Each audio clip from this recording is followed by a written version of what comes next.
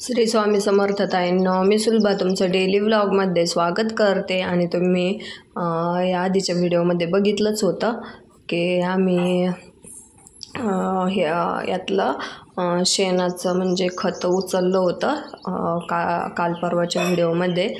तर आज आम्ही पूर्ण झाडून घेतलं आहे, तरी पण बघा किती म्हणजे निघलं आहे. आणि एकदम आता पावसाळ्यामुळं हे सगळं स्वच्छ केलं तर मग काही त्रास होत नाही, नाहीतर मग इकडं येऊ पण नाही वाटत, इतके पाय ते भरते तर. आणि मग म्हणून त्या दिवशी ते 3 जण आम्ही कामगार लावले होते, तर त्यांनी 3 ट्रॉल्या भरल्या होत्या ट्रॅक्टरच्या. आणि आज परत बघा म्हणजे ते झाडत राहिलं का खालून निघू राहिलं. तर हे म्हणले चला म्हणजे पावसाचं वातावरण असं चालूच आहे, तर हे म्हणले जर पाऊस आला तर खूप म्हणजे राडा होऊन जातो, म्हणून मग सगळं स्वच्छ करून घ्यायचं आहे. तर आज आम्ही सकाळीच केली आहे सुरुवात. आणि मग सगळं मुलं पण मदतीला आले होते. मुलं करत नाही असं नाही, करतात. तुम्ही प्रत्येक व्हिडिओमध्ये बघतात मुलांची लुडबुड चालूच असते. आणि मग आम्ही सकाळी हे सुरुवात केली होती. म्हणजे आमचं चहा वगैरे झाल्यावर हे म्हटलं आपण आज सगळं सकाळी थोडंसं करून घेऊ. काय होतं सकाळी आभाळ राहतं आणि नंतर मग ऊन इतकं तपतं, मग कोणतंच काम नाही होतं एवढं उन्हाचं. तर सकाळी मग आमचं चालू आहे हे जनावरांच्या गोठ्यातलं स्वच्छता. तर एका ताईची कमेंट आहे, व्हिडिओ थोडेसे मोठे बनवत जा. तर नक्कीच व्हिडिओ पण थोडेसे मोठे नक्कीच बनवणार आहे. थोडंसं कामामुळं पण थोडा वेळ कमी भेटतो, कारण डेली व्लॉग म्हटलं की प्रत्येक वेळेस मोबाईल असं कॅप्चर करायला हातात पाहिजे. तर मुलं तर काय करत नाहीत, तर मग मलाच करावं लागतं काम बघून. आणि आता बघू शकता तुम्ही एकदम स्वच्छ क्लीन केलं. तेवढं आम्ही सगळं शेण उचललं, झाडून घेतलं सारं. आणि इकडं काय व्हायचं, पाऊस आल्यामुळे इथं दारात एकदम असं उदासल्यावर झालं. मग शेण मस्त होतं, तर सडा पण टाकला. आणि तुम्ही म्हणताना एवढे जवळून तुळस का दाखवली, तर ही तुळस मला रान तुळस आहे का काय काही कळाना, कारण ती इथं झाडातच उगालेली होती. मग मी ती उपटून इथं लावली. तर मला म्हणजे ती एकदम हिरवी वर असं शेंड्याला पण. मग त्याच्यामुळं मी म्हटलं रानतुळस काय आपल्या ताईंना दाखवावी, म्हणून तुम्हाला दाखवते. जर तुम्हाला कोणाला आयडिया असेल तर सांगा मला नक्कीच की ती रानतुळस आहे का आपली आपण दारात लावतो ती तुळस आहे. आणि देवपूजा जनावरांचं आवरलं, माझं रोजचं आवरलं. आणि मग सडा आणि देवपूजा. आणि आता स्वयंपाक. तर मस्त भाकरी बनवल्या, कारण भूक खूप लागली होती. आणि मग पीठ मळा आणि मग चपात्या करा, त्याच्यापेक्षा मस्त भाकरी टाकल्या 2-3, कारण यांना कार्यक्रम होता. मग हे तिकडे जाणार होते जेवायला. आणि मग त्याच्यासोबत मस्त हिरवी मिरचीचा रगडा बनवला आहे. तर कुणाकुणाला असं आवडतं बघा गावाकडील रेसिपी. तर खूप दिवसातून बनवलं होतं मुलांना शेंगदाण्याची अशी हिरव्या मिरच्याची, आणि ते पण तव्यावर केलेली चटणी खूप आवडती. तर एकदा नक्की ट्राय करून बघा. आणि मग दमल्यावानी खूप झालं, कारण तिकडं शेण ते उचललं का खूप म्हणजे खूप दमल्यासारखं होतं. तर मुलांना म्हटलं तुम्ही लसूण सोलून द्या मला. तर त्यांचं काय गप्पा चालूच होत्या दोघांच्या, काहीतरी एकमेकाला काहीतरी म्हणत पण होते. मला वाटलं आत्ता येते मग येते, ते काय आले नाही. मग शेवटी मलाच यावं लागलं बाहेर लसूण न्यायला. आणि माझ्या लक्षातच नाही इकडं गॅस चालू आहे म्हणून, म्हणजे मला वाटलं मी बंद करून आले, पण तरी बरं झालं, एवढं काही जळलं नाही, ते शेंगदाणे ते करपले नाहीत. आणि मग मस्त सगळं भाजून घेतलं, हिरवी मिरची, शेंगदाणे, लसूण.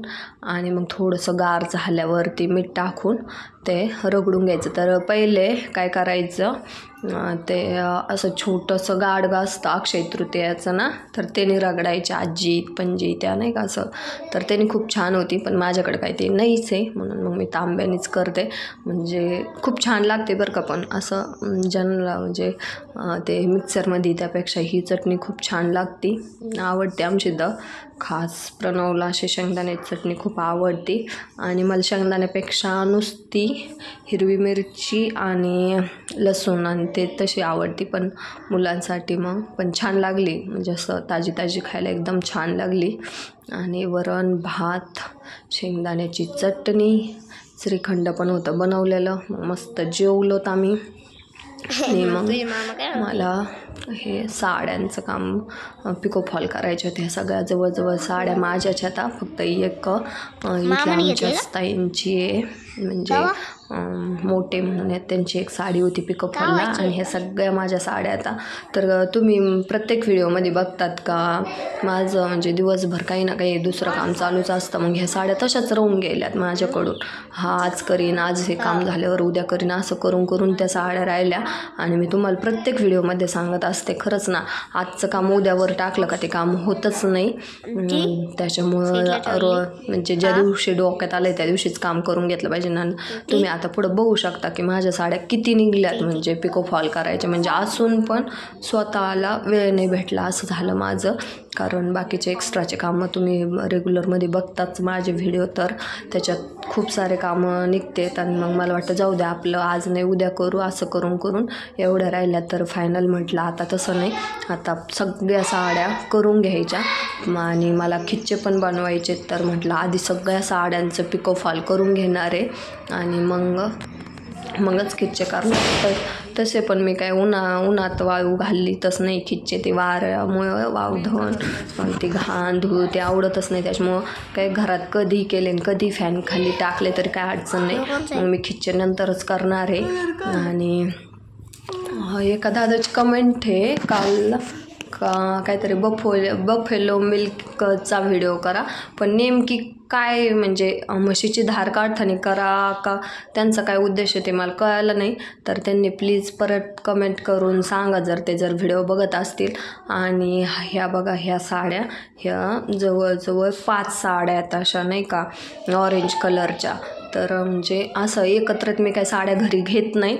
ह्या माझ्या म्हणजे अशाच जवळपासच्या पाहुण्यांच्या आलेल्याच आता. आणि म्हणजे मी पण नेसवते पाहुणे आल्यावर, पण ज्या साड्या मला आवडतात आणि काय होतं कामात तरी मला अशाच साड्या आवडतात. त्याच्यामुळं ज्या आवडतात ते मी बाजूला काढून ठेवते. तर एवढ्या म्हणजे तुम्ही म्हणताना म्हणजे एकत्रित एवढ्या साड्या एकसारखाच कलर का काढला, तर मी काय सगळ्या बरोबर वापरायला काढणार नाही आहे. फक्त मग पिको फॉल करून ठेवायचा होता. तर मग मी म्हटलं चला एक साडी दोरा म्हणजे लावा मशीनला, परत बॉबिन भरा. त्यापेक्षा मग मी काय केलं, जे एकसारखे कलर येतं ना ते सेपरेट केले. आणि मग एकखट्टीच म्हणजे तो कलरची बॉबिन भरून आणि मशीनला एकदा दोरा होऊन मग ते मला खूप परवडलं. आणि फॉल पण एकत्र भिजू घालून धुवून सुकवले आणि एकच टायमिंगला इस्त्री करून मग ज्यावेळेस मशीनला बसले तर एकसारख्या साड्या एक सलग एक साईडनी बिडिंग करून खालच्या साईडनी पण बिडिंग केली. आणि फक्त आता हातशिलाई राहिली, तर मग जसा वेळ भेटेल तशी साडी घ्यायची आणि हातशिलाई करायची. तर अशा पद्धतीने मग मी केलं ते हातशिलाईचं. आणि बऱ्यापैकी मग माझ्या जवळजवळ 9-10 साड्या झाल्यात माझ्या. आणि काय होतं, एक्स्ट्राचा दोरा जो सुईत राहतो ना आपली एक साडी झाल्याच्यानंतर, तो दोरा पण वायाला जातो. तर ही पद्धत मला खूप आवडली. आणि खरंच अशा पद्धतीने जर आपण काम केलं तर काम पण आपलं हलकं होतं आणि करायला पण इंटरेस्ट राहतो. आणि तर हे बघा, इतका दोरा वायाला जातो. आता समजा दुसऱ्या साडीच्या वेळेस एवढा दोरा माझा वायाला गेला असता, तर ह्या साडीला उपयोग झाला. तर व्हिडिओ कसा वाटला ते पण सांगा. आणि तुम्हाला कोणकोणते व्हिडिओ बघायला आवडतील ते पण सांगा. आणि चॅनलवर नवीन असाल तर सबस्क्राईब करा. तर भेटूया पुढच्या व्हिडिओमध्ये. तोपर्यंत बाय बाय आणि धन्यवाद.